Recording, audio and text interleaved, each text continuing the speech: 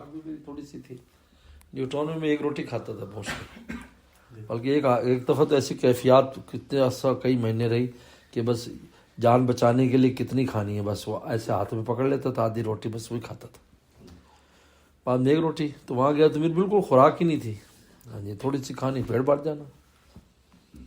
तो गांव में एक दावत थी, तो मैं वहाँ गया तो सामने एक जाती बैठा, तो उसने बिल्कुल पूरा एक टीला, प्लेट का टीला बनाया, उसमें आधा जर्दा आधा वो ना, और मैं सामने थोड़ा सा लिए, मैं कि ये इतने ऐसे बेकार में इतना ले लिए, क्या करेगा। मैं उसको देखता रहा, माशाल्लाह उनने सारा ख़त्म कर दिया, बल्कि तो देखने लगा तो देखे दुखी ख़त्म हो गई थी, क्योंकि वो टाइम इतना लग गया था खाने में उसके।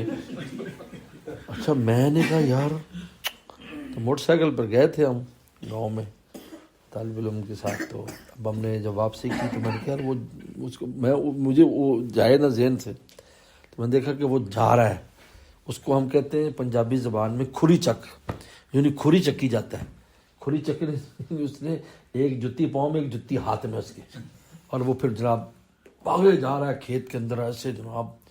तो मैंने कहा ऐसे खुरी चक के जाएगा तो फिर तो कितने जर्दा तो कितने पुलाव।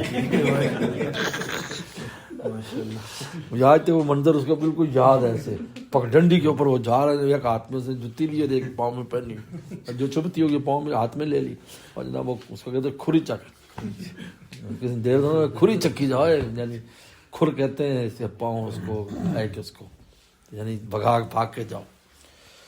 तो वो जनाब, तो मैंने कहा भाई ये तो घरे पहुंचे गए थे, फिर आके के कुछ साग शाग है तो ले आ। माशाल्लाह, तो हम से बिल्कुल खुराक नहीं होती थी, अजीब ज़माना था। ये डाइजेशन का चालू करा था